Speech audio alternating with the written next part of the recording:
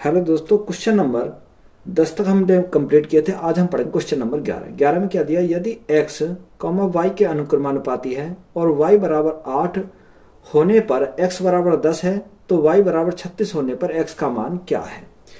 x अनुक्रमानुपाती है, यानी x अनुक्रमानुपाती किसके हैं, y के। तो यहां से हम x बराबर क्या मान लेते हैं, k मानेंगे, यानी y। x का मान कितना दे रखा, x का मान दे रखा 10 इज इक्वल टू के। y का मान कितना दे रखा, y का मान दे रखा 8। तो यहां से हम क्या निकालेंगे, k का मान निकालेंगे। तो k इज इक्वल टू कितना जाएगा, 10/8 हो जाएगा। 2 से कितनी बार, 5 बार। 2 से कितनी बार, 4 बार। तो हमारा k का मान कितना आ गया, 5/4 हमारा हो जाएगा। अब यहां से हमें क्या निकालना, x का मान निकालना। देखो k के मान को कहाँ रख देंगे, इसमें रख देंगे, यहाँ पे लाके। तो यहां से हमारा क्या निकलेगा, x is equal to k का मान कितना है, 5/4 आया, गुणा y का मान कितना है, y का मान है 36, गुणा करेंगे 36। 4 से कितनी बार, 9 बार। तो x का मान कितना आ जाएगा, 9×5 = 45। तो यही हमारा क्या हो जाएगा, करेक्ट आंसर हो जाएगा। क्वेश्चन नंबर नेक्स्ट में क्या दिया, एक द्रव्य का भार उसके आयतन के अनुक्रमानुपाती है। एक द्रव जिसका भार 12 kg है, उसका आयतन 3 लीटर है। 4 लीटर आयतन वाले द्रव का भार क्या होगा। देखो उसने क्या बोला, द्रव का भार उसके आयतन के, यानी उसका वेट जो है किसके अनुक्रमानुपाती है, किसके, वॉल्यूम के। वॉल्यूम के क्या है, अनुक्रमानुपाती है। तो यहां से हम क्या निकालेंगे, देखो यहां हम क्या मानेंगे, कोई नियतांक मानेंगे, के गुणा वॉल्यूम आ जाएगा। अब यहां पे देखो हमें W का मान दे रखा, W का मान कितना दे रखा, W का मान दे रखा 12, यानी 12 हमारा भार है, इज इक्वल टू के गुणा वॉल्यूम कितना दे रखा, यानी आयतन दे रखा 3 लीटर। देखो 3 से कितनी बार जाएगा, 4 बार चला जाएगा। तो यहां से हमारा के का मान कितना मिल जाएगा, 4 हमारा के का मान यहां से मिल जाएगा। अब यहां से हमें क्या निकालना, W का मान हमें निकालना है। तो W का जब मान निकालना तो के मान को यहां रख देंगे उठा के। तो W इज इक्वल टू के का मान कितना है, 4। आयतन हमारा कितना दे रखा, 4 लीटर। तो 4 × 4 हमारा क्या हो जाएगा, 16 हो जाएगा। तो यही हमारा क्या है, करेक्ट आंसर हो जाएगा। क्वेश्चन नंबर नेक्स्ट में क्या दिया, यदि एक दुकानदार 80 रुपए प्रति किलो और 95 रुपए प्रति किलो 2 प्रकार की दालों को 2:3 के अनुपात में मिलाता है तो मिश्रण का औसत मूल्य क्या होगा। देखो यहां से हम क्या लिखते हैं, सबसे पहले लिखते हैं डाटा लिखते हैं, उसके बाद क्या लिखते हैं, उसके बाद लिखते हैं एवरेज। तो डाटा हमारा क्या दे रखा, 2:3 में मिलाता है। किसमें मिलाता है, 2:3 में मिलाता है। कितना, 80 रुपए प्रति किलो और 95 रुपए प्रति किलो, यानी 80 रुपए प्रति किलो और 95 रुपए प्रति किलो। तो हमें यहाँ से क्या निकालना, मिश्रण का एवरेज निकालना। देखो एवरेज निकालने के लिए हम क्या करेंगे, हम यहाँ कोई संख्या मान लेते हैं। मैंने यहाँ 80 माना, कितना माना, 80 मान लिया। अब यहां से हमने क्या करा, इसको एवरेज मान लिया 80। तो ये 80 से कितना अधिक है या कम है, देखो ये 80 के बराबर। तो 80 में 80 का 0, यानी 1 का मान 0, तो 2 का मान कितना हो जाएगा, गुणा करेंगे 2। यहां से देखो 80 से कितना अधिक है, 80 से 15 अधिक है। कितना अधिक है, 15 अधिक है, यानी 1 15 अधिक 3 कितना हो जाएगा, 3/3। अब देखो 2 में 0 गुणा करेंगे 0 आ जाएगा। यहां से देखो, यहां से अगर हम ये 15 × 3 करेंगे तो किसका मान, 3 और 2 5 बटे में क्या जाएगा, 5 से कितनी बार, 3 बार। तो इसका कितना मान कितना जाएगा, 3 × 9 हमारा यहां से आ जाएगा। देखो एवरेज हमने कितना माना था, 80 माना था। अगर अधिक है तो क्या करेंगे, जोड़ेंगे। अगर कम है तो क्या करेंगे, माइनस करेंगे। तो 80 प्लस है तो हम क्या करेंगे, 9 जोड़ेंगे। तो हमारा करेक्ट आंसर कितना बन जाएगा, 89 हमारा क्या हो जाएगा, इस क्वेश्चन का करेक्ट आंसर हो जाएगा। यानी 89 पर kg हमारा करेक्ट आंसर हो जाएगा। क्वेश्चन नंबर नेक्स्ट में क्या दिया, 10 व्यक्तियों में से 9 व्यक्तियों ने अपने नाश्ते पर प्रत्येक 15 रुपए खर्च किए। 10वें व्यक्ति ने सभी लोगों के औसत व्यय से 9 रुपए अधिक खर्च किए। उन सभी द्वारा खर्च की गई कुल राशि ज्ञात कीजिए। देखो यहाँ डेटा लिखेंगे और यहाँ क्या लिखेंगे, हम एवरेज लिखेंगे। डेटा हमारा कितना है, यानी 9 आदमियों ने कितना दिया, 9 आदमियों ने 15 रुपए खर्च किए। 9 आदमियों ने खर्च कितने किए, 15 रुपए खर्च किए। 10वें व्यक्ति ने सभी लोगों के औसत व्यय से 9 रुपए अधिक करे। 10वें व्यक्ति जो था इसने सभी लोगों से 9 रुपए अधिक खर्च किया, यानी मतलब x प्लस 9 रुपए अधिक खर्च करे। तो यहां से अगर हम देखें, यहां से हम निकालें 10वें व्यक्ति का निकालें, यानी 10 मैन का एवरेज, क्या निकालें? एवरेज। देखो इन्होंने अधिक क्यों दिए? क्योंकि इन 9 लोगों ने क्या करा होगा? कम दिए होंगे, तभी तो इसने क्या करेंगे? एक्स्ट्रा दिए। तो यहां से हम देखते हैं, यानी 15 प्लस कितना अधिक दिया? 9 अधिक दिया। तो हमें क्या करना पड़ेगा? इस 9 को 9 व्यक्तियों में बांटना पड़ेगा, बटे क्या करेंगे? 9 करेंगे।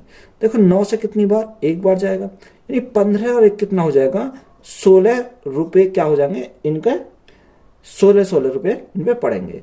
अब यहां से देखो, उसने हमसे क्या बोला? टोटल, इन टोटल पूछा है। देखो टोटल निकालने के लिए हम क्या कर लेंगे? टोटल इज इक्वल टू, आदमी कितने थे? 10, कितने पड़े? एक आदमी पे 16 पड़े, तो हमारा कितना हो जाएगा? 160 रुपए। तो करेक्ट आंसर हमारा क्या हो जाएगा? 160 रुपए हमारा क्या हो जाएगा?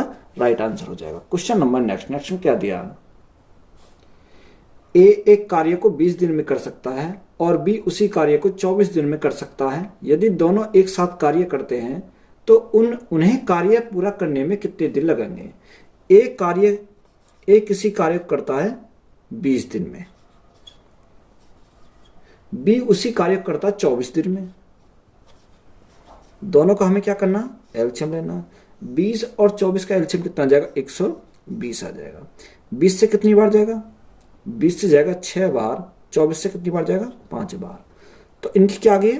एफिशिएंसी आ गई, क्षमता आ गई 6 और 5। अब वो कह रहा है दोनों एक साथ मिलकर कार्य करें तो कार्य कितने दिन में हो जाएगा? In time taken A plus B. Work upon क्या होता है? Work upon efficiency. एफिशिएंसी किसकी? ए और बी की। ए और बी की। देखो वर्क कितना? 120 वर्क है। एफिशिएंसी दोनों कितनी है? 6 और 5 11। 11 से अगर हम भाग देंगे तो कितना आ जाएगा? 11 दूसाम 110, कितना बचेगा? 10 बचेगा, बटे 11 डे। तो यही हमारा क्या हो जाएगा? करेक्ट आंसर हो जाएगा। क्वेश्चन नंबर नेक्स्ट में क्या दिया? ए एक कार्य को 72 दिन में, बी 90 दिनों में कर सकता है। उन्होंने 30 दिनों तक एक साथ कार्य किया और फिर बी ने छोड़ दिया। शेष कार्य को पूरा करने के लिए ए द्वारा लिया गया दिन ज्ञात कीजिए। देखो ए किसी कार्य को करता है 72 दिन में, ए किसी कार्य को करता है कितने दिन में? 72 दिन में। बी उसी कार्य को 90 दिन में करता है, बी उसी कार्य को 90 दिन में करता है। तो 72 और 90 दोनों का एलसीएम हमारा कितना आ जाएगा? 360 आ जाएगा। ये क्या हो गया हमारा? टोटल वर्क यहां से हो गया। 72 से कितनी बार? 72 पंजे 360 और 90 से कितनी बार? 90 चौका 360। तो यहां से देखो इनकी 5 और 4 क्या आ गई? एफिशिएंसी आ गई। उसने बोला 30 दिनों तक एक साथ कार्य किया। किसने किया? ए और बी ने। यानी 30 दिन में ए और बी ने कितना कार्य किया? तो ए और बी ने 30 दिन में, दोनों करते हैं 5 और 4 9, दोनों क्षमता कितनी है? 9 की। तो 30 दिन में कितने कर लेंगे? 9 3 27, 270 काम इन्होंने 30 दिन में कहा। काम हमारा टोटल कितना था? 360। 360 में 270 उन्होंने कर लिया। तो हमारा शेष कितना बचा? शेष हमारा बचा 90। ये हमारा क्या बचा? शेष काम बचा 90। अब इसको कौन करेगा? इसको ए करेगा। In time taken A is equal to work upon efficiency किसकी लेंगे? ए की लेंगे। वर्क हमारा कितना बचा? 90।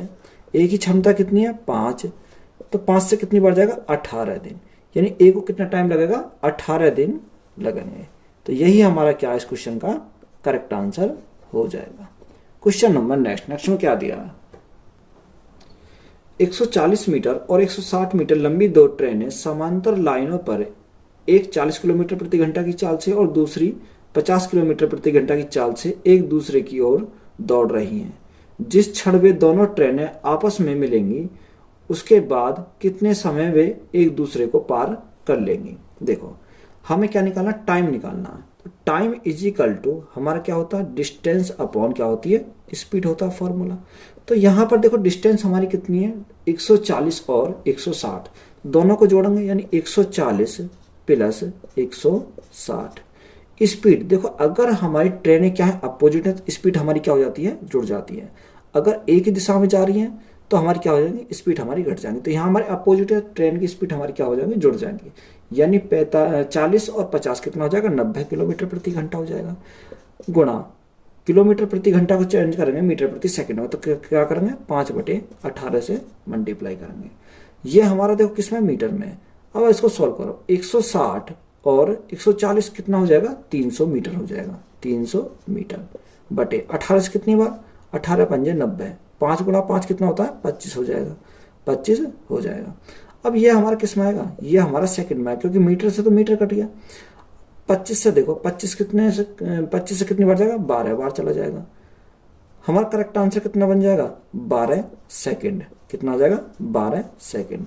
तो यही हमारा क्या इस क्वेश्चन का करेक्ट आंसर हो जाएगा। क्वेश्चन नंबर नेक्स्ट में क्या दिया, एक बस बाइक से 20% तेज चल सकती है। दोनों एक ही स्थान से एक ही समय पर चलना शुरू करती हैं और एक ही समय पर 60 किलोमीटर दूर एक ही गंतव्य पर पहुंचती है। हालांकि रास्ते में बस 10 मिनट के लिए स्टेशनों पर रुकती है, तो बाइक की चाल क्या होगी। देखो 20% का फ्रैक्शन मान कितना होता है, 20% का फ्रैक्शन मान होता है 1/5।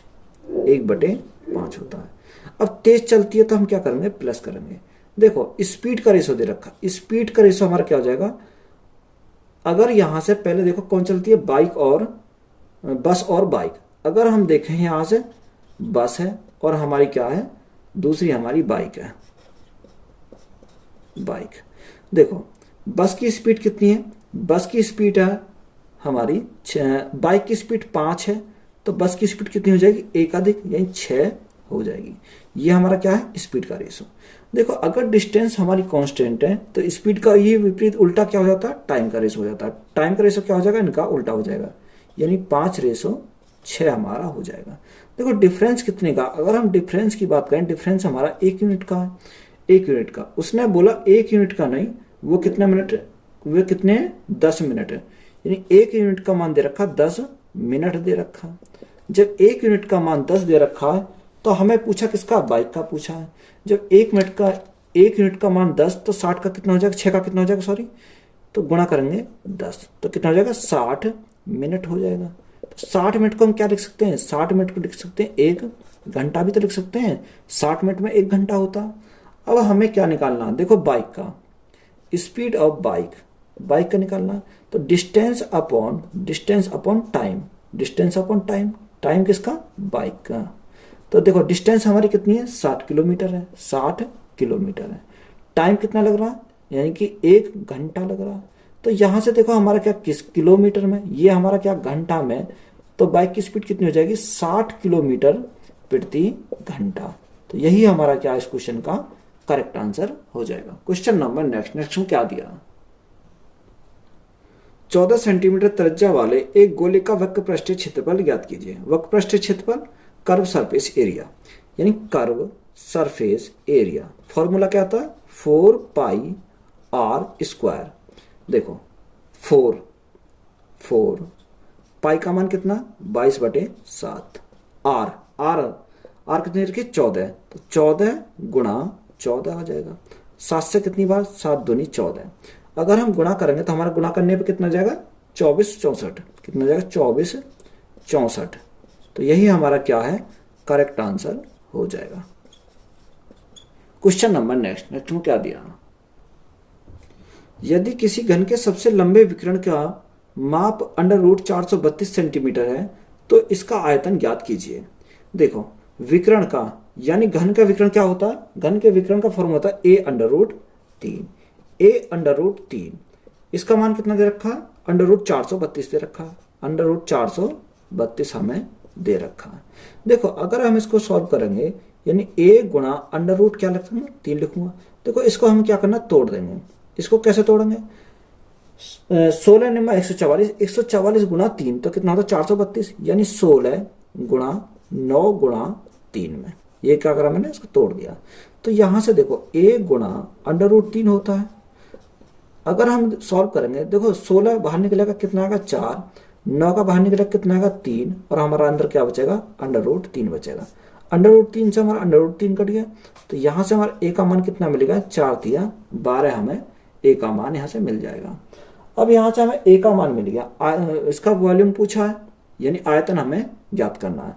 तो वॉल्यूम का फॉर्मूला हमारा क्या होता है? वॉल्यूम का फॉर्मूला होता है ए क्यूब होता है, ए क्यूब। अब ए का मान कितना? 12। 12 का अगर हम क्यूब करेंगे तो हमारा कितना आ जाएगा? 12 का क्यूब करेंगे 1728 आ जाएगा। कितना?